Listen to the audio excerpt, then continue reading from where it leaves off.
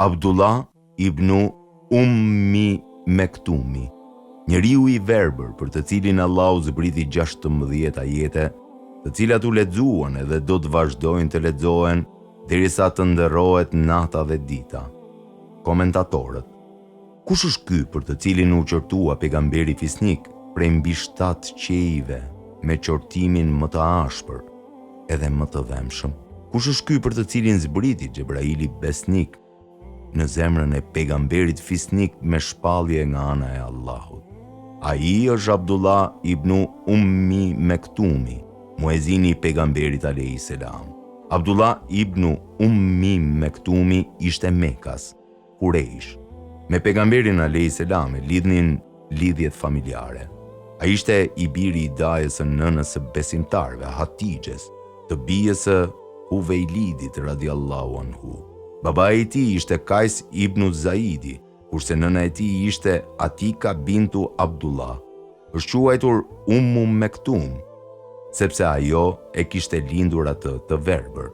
Abdullah ibn Mektumi e përjetoi lindjen e dritës në Mekë dhe Allahu ja zgjeroi zemrën e tij me iman, besim dhe ishte prej muslimanëve të parë. Abdullah ibn Mektumi përjetoi vuajtjet e muslimanëve në Mekë me të gjitha sakrificat dhe qëndrueshmëritë. Vuajti nga mundimet edhe torturat e kurejshve ashtu sikurse edhe sahabët e tjerë. Mirpo ai i përballoi të gjitha torturat dhe asnjëherë nuk ju dobësua besimi. Përkundrazi, ato ndikuan që lidhja e tij me fenë e Allahut të forcohet, dashuria e tij për librin e tij të jetë më e madhe dhe dashuria e tij për pejgamberin alayhis salam të shtohet. Dashuria e tij ndaj pejgamberit alayhis salam dhe dëshira e tij për ta mësuar përmendësh Kur'anin e Madhërisëm bëri që ai të shfrytëzojë çdo rast për këtë qëllim. Dëshira e tij që të jetë sa më gjatë në shoqëri me pejgamberin alayhis salam nganjëherë e mashtronte që ta merrte pjesën e vet dhe pjesën e tjetërkujt. Në këtë kohë pejgamberi alayhis salam ballafaqohej me të madhe me parinë e kurejshve, lakmonte në islamin e tyre. Një ditë prej ditësh u takua me Utbe ibn Rebian, vëllain e tij, Shejbe ibn Rebian, Amr ibn Hishamin, të njohur me ofiqin Ebu Xehl, Umeje ibn Halefin, El Walid ibn Mughiren, babain e Seifullahut edhe Halidin, dhe hyri me ta në dialog, duke ua ofruar atyre parimet islame, duke shpresuar se ata do t'i përgjigjen apo së paku do t'i ndërprejnë torturat e tyre ndaj sahabëve të tij. Në momentin kur pejgamberi alayhis salam ishte duke biseduar me ta, ju afrua Abdullah ibn Mektumi, e luti t'ja lexojë një ajet Kuranit dhe i tha: "O i dërguari i Allahut, më mëso diçka prej atyre që të ka mësuar ty Allahu." Por pejgamberi alayhis salam ja ktheu shpinën atij, e shikoi mrollshëm edhe shkoi pas parisë kurejshe, duke shpresuar se ata do ta pranojnë fenë islame dhe me kalimin e tyre në islam, ai do të forcohet edhe thirrja e re do të fitojë një fuqi të re. Posa pejgamberi alayhis salam e përfundoi bisedën e tij me ata dhe u nda prej tyre dhe deshi të kthehej tek familja e tij, Allahu xheleshanuhu ja mori një pjesë të pamurit të tij dhe ju duk sikur diçka i mshonte në kokën e tij. Allahu xheleshanuhu pastaj e zbriti fjalën e vet, u vrejnt dhe ktheu shpinën, nga se atij i erdhi i verbri. E ku mund ta dish ti, ndoshta ai do të pastrohet, apo do të këshillohet edhe këshilla do t'i bëj dobi, e ai që nuk ndjen nevojë për Zotin, pse ka pasuri, ti atij i vë veshin, po ti nuk ke përgjegjësi, pse ai nuk pastrohet. Ndërsa ai që nxiton edhe vjen tek ti, nga se ai friksohet, e ti nuk ja vë veshin atij, kurse si, ashtu mos bëj. Ai është mësim, andaj kushdo e merr atë mësim, Kuranin, është në fletë të çmueshme, me vlerë të lartë e të ruajtur, në duar të udhëtuesve, ëngjëjve, fisnik e të pagabueshëm. 80:16. 16 ajete i zbriti Xhebraili besnik në zemrën e pejgamberit fisnik rreth çështjes së Abdullah ibn Mektumit, të cilat lexohen prej ditës së zbritjes e deri më sot edhe do të vazhdojnë të lexohen, derisa të ekzistojë toka dhe krijesat mbi sipërfaqen e saj. Prej asaj dite, pejgamberi tregoi respekt të veçantë ndaj Abdullah ibn Ummi Mektumit. Kur shkonte tek ai, e ofronte pranë mexhilisit të vet, e pyeste për gjendjen e tij dhe çdo nevojë që kishte ai ja plotësonte. Kjo nuk duhet na çudis as pak, sepse për këtë njeri pejgamberi alayhis salam ishte qortuar prej mbi 7 qejve në mënyrën më të ashpër. Kur Kurejshët e ashpërsuan terrorin dhe reprezaljet e tyre ndaj pejgamberit alayhis salam dhe atyre që ishin me të, Allahu xhaleshanhu u alejoi muslimanëve të bëjnë hijret. Abdullah ibn Ummi Mektumi ishte i pari që e lëshoi vendlindjen duke ikur për hir të ruajtjes së fesë së vet. Ai edhe Musab ibn Umeiri ishin prej të parëve që arritën në Medinë nga sahabët e pejgamberit alayhis salam. Po sa arritin në Yathrib, Abdullah ibn Ummi Mektumi dhe shoku i tij Musab ibn Umeiri filluan të shkonin nëpër njerëz për t'u mësuar leximin e Kuranit dhe bazat elementare të fesë. Me ardhjen në Medinë, pejgamberi alayhis salam e mori Abdullah ibn Ummi Mektumin dhe Bilal ibn Rebahin si 2 muezinat muslimanëve, të cilët 5 herë në ditë e thërrisin me zë të lartë fjalën e dëshmisë, i ftonin njerëzit në punën më të mirë dhe i nxisnin në shpëtim. Bilali e thirrte ezanin, kurse Ibn Ummi Mektumi bënte ikametin, apo ndoshta ezanin e thërriste Ibn Ummi Mektumi, kurse ikametin e bënte Bilali. Bilali dhe Ibn Ummi Mektumi ishin të njohur për banorët e Medinës, në veçanti gjatë muajit të Ramazanit, sepse muslimanët hanin syfyr kur njëri prej tyre e thërriste ezanin dhe i jepnin fund syfyrit kur ezanin e thërriste tjetri. Bilali e thërriste ezanin natën dhe i çonte njerëzit në syfyr, ndërsa Ibn Ummi Mektumi priste agimin e mëngjesit edhe asnjëherë nuk gabonte.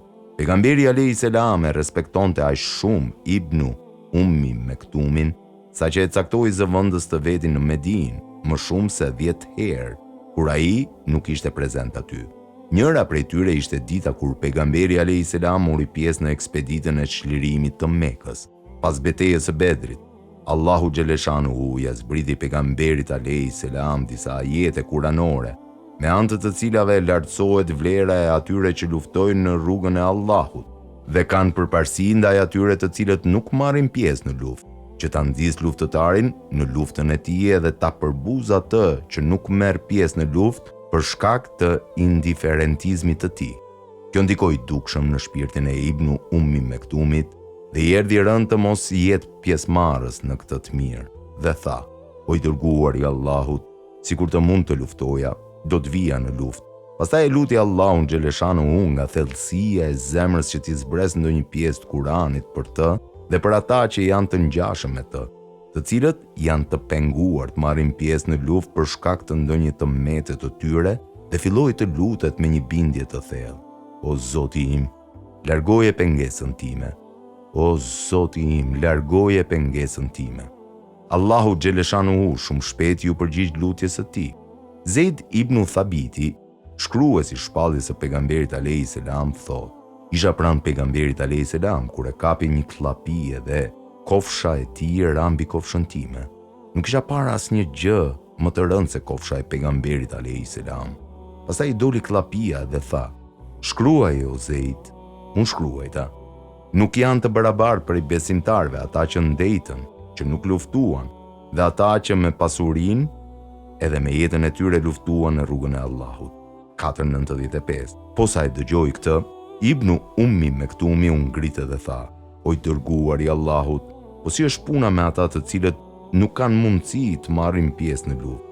Ende pa i mbaruar të gjitha fjalët, përsëri pejgamberi alayhis salam e zuri një llapie dhe kofsha e tij rambi kofshën time, sikurse herën e parë. Pastaj doli llapia dhe tha: "Lexo atë që shkrove o Zeid."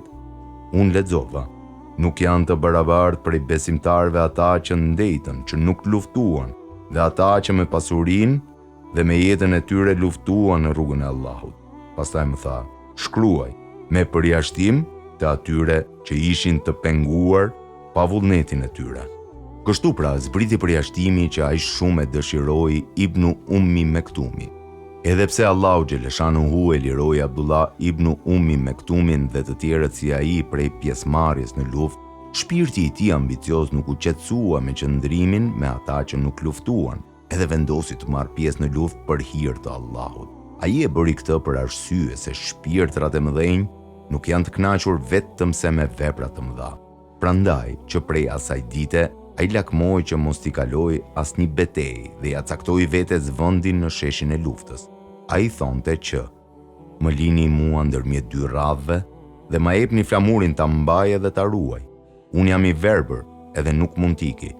Në vitin e 14 të Hijretit, Omer ibnul Hatabi vendosi të hyjë me persianët në betejën vendimtare që ta shpartalloi shtetin e tyre, ta shkatërroi fuqinë e tyre dhe me këtë t'u hapë rrugët ushtrive muslimane. Për këtë qëllim, ju shkruajti më këmbësve të tij e u tha: bëni mobilizimin e përgjithshëm. Të gjithë ata që kanë armë, kuaj dhe pasuri, drejtojeni tek unë sa më parë të jetë mundur. Grupet e muslimanëve filluan të përgjigjen thirrjes së Farukut, Omerit radiallahu anhu, dhe vërshuan në drejtim të Medinës nga çdo anë. Në mesin e tyre ishte edhe luftëtari i verbër Abdullah ibn Ummi Mektumi. Faruku radiallahu anhu e caktoi në krye të ushtrisë madhe Sad ibn Ebi Uekasin, të cilin e këshilloi dhe e përcolli jashtë Medinës. Kur ushtria muslimane arriti në Kadisije, u paraqit Abdullah ibn Ummi Mektumi, i veshur me parzmore dhe me tërë pajisjet e tij luftarake, vullnetarisht për të mbajtur flamurin e muslimanëve, ta mbrojë atë apo të vdes me të në dorë. Dy ushtrit u përleshën 3 ditë të vështira e të përgjakshme. Dy palët luftuan me aq ashpërsi sa që historia e luftrave nuk mbante mend një luftë të tillë, derisa në agimin e ditës së tretë, muslimanët korrën fitore bindëse. Në këtë luftë mori fund se ekzistuari njëra prej perandorive më të mëdha në histori. Pushoi se ekzistuari një ndër fronet më të vjetra. U ngrit lart flamuri i monoteizmit në tokën e paganizmit. Çmimi i kësaj fitoreje ishte me qindra e mira shehid. Në mesin e atyre shehidve ishte Abdullah ibn Ummi Mektumi. U gjeti vdekur, i larë me gjakun e tij, duke e përqafuar fort flamurin e muslimanëve.